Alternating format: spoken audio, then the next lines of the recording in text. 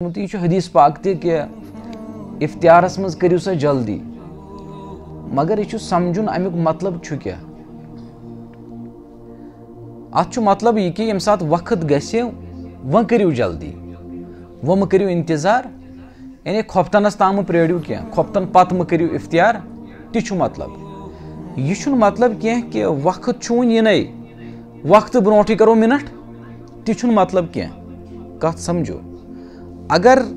وقت برونٹ اخ منٹ تہ آو افطار کرنے امی سات گو انسان دہل کھاو دہچ محنت گئی امس تمام ساری ضائع یم سات پورا میقات الصلاتس پہ اعلان تہ گو کن سات بعض مسجدن مز اعلان گسان حالانکہ تم سلے پڑان بانگ کانچ غفلت گسان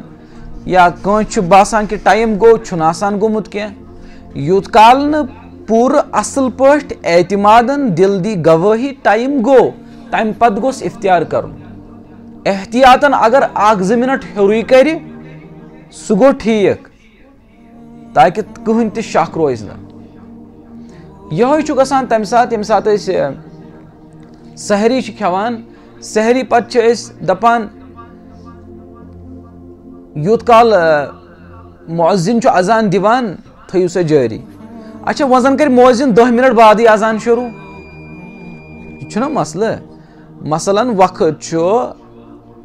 سپدان اس ونو مثال 5:15 چھ اختتام مثال سنا بہ وہ زن آو مؤذن ام کر بانگی شروع 5:30 تیل چھ دونن شن تام کھیون یہ چھ مطلب کیا مطلب چھ یہ کہ یم سات وقت گو بس وہ رکیو بانگ پڑھنے سن ات کہین تہ واٹ اذان سن ات کہین تہ واٹ ات وقت ست وقت یم سات گو بس اب رک جاؤ وہ چاہے مؤذن بانگ پڑیا نہ پڑیا سہ کر نہ مسئلہ کی تمیک دارمودار چھن کیا سحری مز گوس احتیاطن 5 منٹ برونٹھی کرن اختتام تکیاز اوس پیوان صاف کرن پت اگر ام اخ منٹ ون اکوے منٹ سحری ام کھو امے سات کھزر یا بیٚیہِ کانٛہہ چیز یہ ام پتہ دندس مز کڑان ون ام وول بیٚیہِ تہِ بۄن حالانکہ یپٲرۍ چھُ وقت گوٚمُت اگر سُہ چنہٕ پھٔلِس برابر ام بۄن وول وقت پتہ یہ گو امے سات دہل کھاو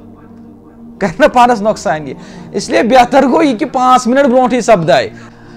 روز ونان کت روز ونان 3 چیزن نش رکن کھانا پینا اور بٲژس قریب چھُنہٕ گژھُن کینٛہہ خصوصی تعلق چھُنہٕ قٲیِم کرُن یعنی یم بٲژ آسن تمن چھُنہٕ خصوصی تعلق قٲیِم کرُن یتھ صحبت چھِ ونان یمن 3 چیزن چھُ رکن اچھا کٲشِر چھِ ونان اگر سران کرو دہل کھاو گژھو